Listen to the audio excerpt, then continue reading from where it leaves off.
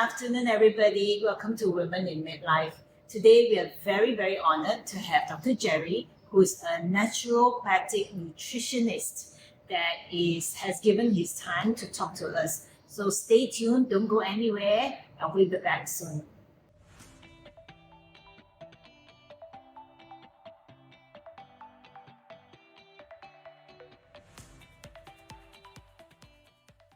Hi, Dr. Jerry, how are you? Hey, Thank you. thanks for having me. Thank you for talking to us. I know you're a busy man. Can you please explain to our audience what you actually do? Okay, what I do is, nowadays the chronic diseases that we have are very difficult to cure. Most of them actually have no cure. If you talk about diabetes, hypertension, the simple ones, complicated ones like cancer, there's really no long-term cure. If you start on the medication for diabetes, for example, you're on it for life. Right. But in naturopathic, we try to heal you using your own body's response and immune system so that you are balanced. Right? So what we believe in is that the reason you're sick is you are out of balance, or something we call homeostasis. And medication will temporarily relieve you of the symptoms, but it doesn't get to the root cause. So we practice integrative medicine, whereby we integrate conventional with natural methods, which of course some people call it as alternative, but there are different kinds of alternatives. Some obviously are not well tested or well proven, but the ones that we use are based on science, evidence-based. So we combine the best of both worlds, you can say that. Okay, so let me reiterate. So it's actually using conventional medical as well as using some natural therapy to help boost our immune in trying to combat whatever disease that we may have. Am I right to say that? Correct, because as we age and as we are exposed to toxicity, stress, modern day living, our body is out of balance. And usually we'll head towards the clinic to get some medication to help us sleep, to help us lose weight, to help us get more energy, so many things. But that is not really helping the body to recover and heal itself to its proper state. So in naturopathy, we try to use non-drug approach to heal you to that state. But sometimes in an emergency or in a trauma, we may need some medication and intervention to correct yourself first, but at the same time, for the long term, we want to bring you back into what I said, homeostasis, so that your body is back in balance. As natural as we can. So that you can sleep properly, you can go to the toilet properly, you can have proper diet, and your overall energy and health improve. And it's also disease prevention. If you already, are not seriously sick. Right. I mean, in my view, I feel that modern medication is it addresses the immediate pain factor, but it doesn't address the root of the cause. And that's where I hope that audience will understand that, again, whatever we are trying to tell you is you got to understand and know your body best, and that there is no one pill that can cure all your pains and everything. What we are trying to do here is, I believe with Dr. Jerry, is that we believe that natural, I think Mother Nature has all this ready for us and we're not really tapping into it. Am I right to say that? Yes, especially let's look at women, right? Correct. You were talking to me about middle age. Yes. What happened is there's a lot of hormonal imbalance going on, right? And some of the cancers that you see actually are hormonal driven. And one of the reasons is we eat a lot of hormonal food. The chicken, the pork, the meats. When they breed these animals for food, they use a lot of stuff like hormones, antibiotics. Even if they don't put in the hormone, it's in the food, in the food chain. So what happens is eating all this processed food with all the chemicals creates hormonal imbalance. So women, especially when they are having the period, they do have hormonal changes throughout the month. But once they menopause, and of course the cycle changes again, and therefore the effect of all this long-term exposure to all these hormonal foods, even milk, for example, will create a lot of disruptions and they will be out of balance. I see a lot of hypothyroid, things like that. So it's very important that for women to obviously check on their hormone status. So one of the things that you're saying, checking on hormone status, so meaning also addressing the thyroid, Yes.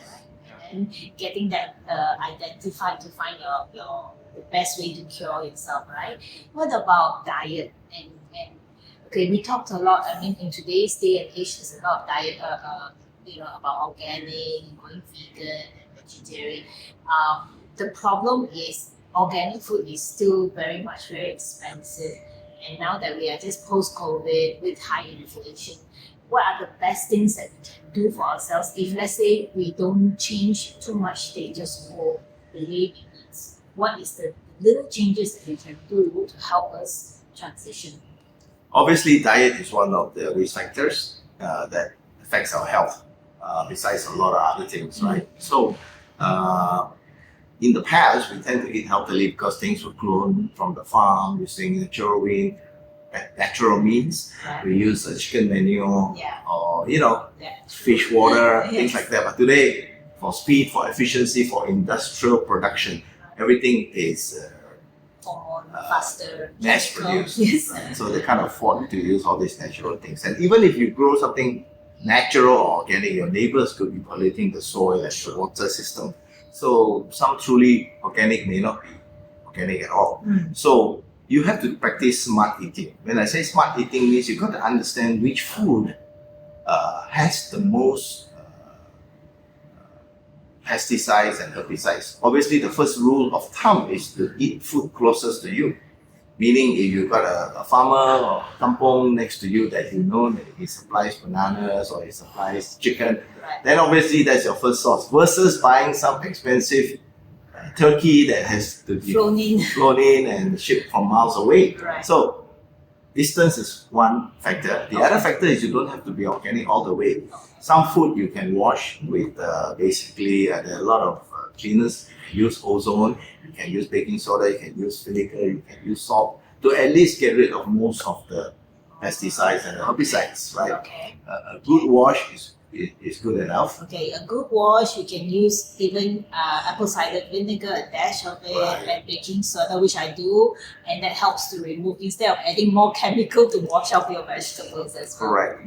Well, when it comes to other things like seafood, for example, obviously our seas are polluted. So when you eat a very old fish, a very big fish, they have years of accumulation of toxin, especially mercury and PCB and things like that. So obviously the smaller fish will be better. And in some cases, of course, we say that farm is not so healthy, but if the farm is properly controlled and given the right food to the fish, it's quite okay, right? So we have to be smart in terms of our eating. Chicken is a big culprit because it's all mass produced. Right. And so, but nowadays in the market, you pay a little bit more for something that is branded organic or at least hormone-free, antibiotic-free. Yeah. But what you find that is a lot more tasty. So when it comes to expenses, obviously what I say is you eat less, meaning we don't have to eat so much meat. We just need, like this amount on the palm size. That's good enough, but we eat too much. True. So then it becomes costly. Yeah. So if you eat a normal half chicken, maybe you eat a quarter of organic chicken because the nutrition is already much better. So it's quality over quantity here, guys. Right. So that's diet for you. And then, of course, if you're short on certain things or you don't eat certain things, you need to supplement yourself. But usually I promote a variety eating. Eat different colors of vegetable, different types of meat. Too many people here, they like something and they don't like something and they eat what they like all the time. So then your diet is not balanced. True. So supplements is another topic, but you can save money by actually not taking too much supplements. Nutrition should come from your food, and you need some supplementation when you're sick or when you are not exposed to proper food. Then you supplement it. It's not meant to replace your food. Right. So we have to understand. Correct. You're very right. Okay, so as you know, my audience are generally women, menopause or perimenopause, and one of the questions that I always get is how do I get rid of the weight gain? That's one thing that is obviously we keep saying exercise is one thing, keeping mobile and active, but is there any supplement that can help burn and get metabolic rate back? Is this such a thing? Or is that just commercial, when people tell you that? First of all, you have to check your thyroid because I see many women who are menopausal and they are basically hypo.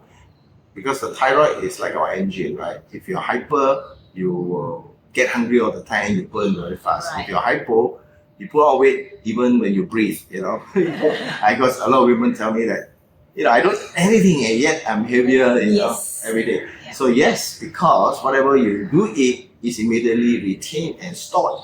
It's not just about exercising. Yeah. If you exercise and then you eat, you think that you've exercised so you can eat, but don't forget that the food gets stored immediately. So you got to know how to exercise also. It's very important. It's not the length. No point going for 2-hour exercise. True. Yeah. If I teach them 20 minutes, less than 30 minutes is enough. The right kind of exercise. And the one simple rule is don't eat anything, just drink water for 1 hour after that. Right? So your body don't automatically decay. And then you also have the additional benefit of the human growth hormone, which keeps you young. So that's the anti-aging effect. So you've got to know how to exercise and also what to do pre and post. Correct. So those are the little things. But is there some supplements you can take? Obviously there are. We call it thermogenic. Thermogenic means it helps you burn. For example, very popular is Cassinia, Cambodia. We have Yes, Cassinia, green Cambodia, coffee, yes. things like that. They are all there, but you shouldn't take that long term. You take it to start the body burning. The other thing you can practice would be but you have to check yourself whether you have gastric and all that. You can do intermittent fasting. Right. You can do a modified keto. Why I said modified keto is the people who don't understand keto just avoid carbo and sugar, but they'll eat unclean food. They'll have roast pork and roast pig and roast duck because they say that's a healthy diet, right? So we need to have some common sense in terms of growing keto also. It's not about just all the meat protein, Yes. which will, disrupt your kidney. Yeah, so there are other side effects you got to think about. Okay. So you need to go clean keto, we call it.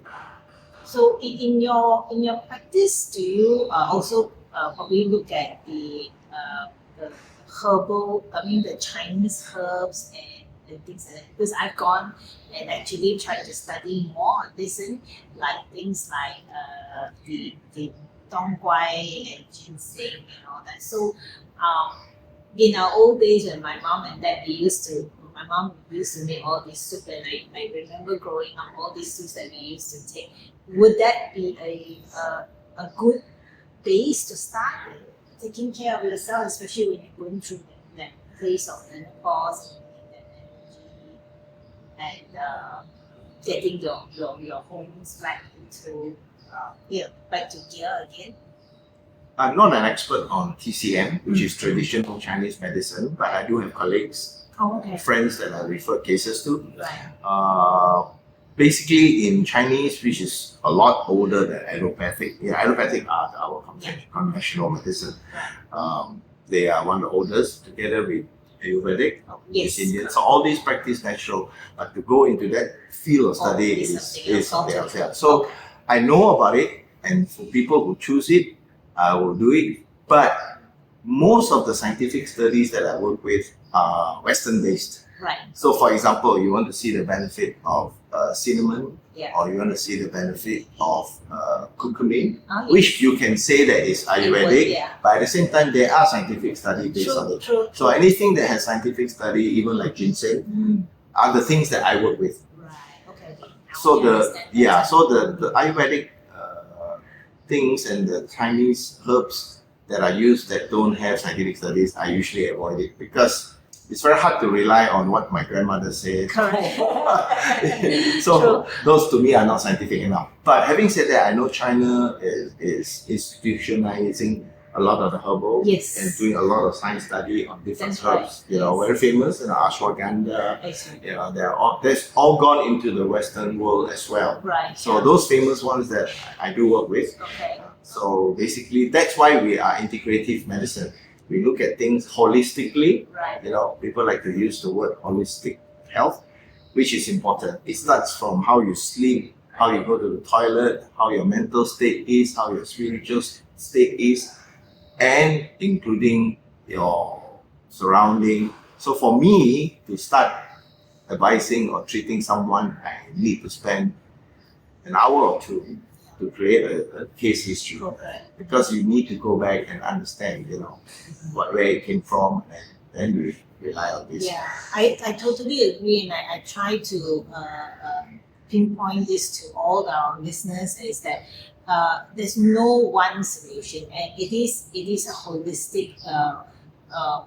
It's a combination of things, from exercise, from diet, from your mental state, that can help you improve your journey through menopause. And if one of our listeners were to come to see you, would you be able to tell where they can find you, and just the general process, so that they're not intimidated? Would you share with the listeners? Sure. They can email me, WhatsApp me, and normally I'll set up an appointment. They can meet me wherever it's convenient, or at the clinic. I consult with a group of clinics. So wherever the convenience is, it's certainly up to them. And we will spend an hour or two to understand their problems. Okay. And if they have medical reports, Bring it tests, along. they should bring it along. Yeah. For us, it's very simple. It's a 3-step process, just 3 steps. First step is a very detailed analysis, meaning I need to look at blood work, I need to look at scans, and from there, we may have to suggest more. If not, that's good enough to start. Right. And then the second step would be, based on that, maybe we need some level of detox. So that's one topic we will talk about. Right. Before you paint your car, you need to strip the old paint. So that's what detox is. Yes. Hospitals don't have a detox department because the belief is your body naturally detoxes. Right? You go to the toilet every day, you But that's not urinate enough. every day, you sweat. So those are it's assumed that you detox. Right. But they forget one thing. As you get older, as you have hormonal imbalance, your body doesn't detox properly. Then what happens? Right? You are assuming that you will detox properly, right? Correct. So meaning you don't go to the toilet, so I'll give you a pill that will make you go to the toilet. That's not real detox. So we want to look at cellular detox. And so we have to clean that up. And then we look at what's needed to replenish, regenerate, and we look at what you're lack of. For example, many people are short of vitamin D3, which is important for so many of our genes, Yes. our immune system. Right. And many people are also lack of magnesium because we have too much sodium in our diet. Yeah. And very lacking in magnesium. Magnesium used to come from plants and nuts and seeds. Mhm. But our plants are so poor our soil is so poor now that we don't get magnesium. Sure. So therefore we're all short. And these two things are so important. Yeah. It's critical, and people don't understand that. So these are the things. Then from there, we progress on. If they don't have any disease, it's obviously easier to fix. But once you're sick, then you have to sacrifice a lot. A lot of people ask me, do I have to eat healthy every day for the rest of my life, or go plant-based and eat organic? Yeah. Your first question. Yeah. I said it depends on your condition. If you are healthy right now and you are early enough in terms of understanding this, then you just need to sacrifice. Like me, I make sure that I eat something raw. It doesn't have to be every meal, but Right. at least once or twice a day. Right. Knowing when to eat, and something fresh, Yeah. not everything processed. Correct. But I can eat everything. Yeah. I do eat some pizza. I do eat some once in a while some fried chicken. We all need that. Yeah, that's okay. We need some happiness. But once you are sick and you have to recover, Yeah. then all that goes away. Yeah. You need to focus on getting well, and that's when you need to eat 100% healthy. Understand. Right. Yeah, definitely. Okay, we're gonna leave Dr. Jerry's clinic contacts, email, phone number, which you guys can call and make the appointment for with him. And he's also based in KL, right? KL and Penang. In Penang. So for those of you in KL, don't miss out this opportunity, even if it's just to find out how you can improve your journey with menopause and to test for other things. So thank you so much, Dr. Jerry, and Thank you, I Karen. hope that Thank you, all everyone. and that all the audience will appreciate this little talk that we've had now. Thank you.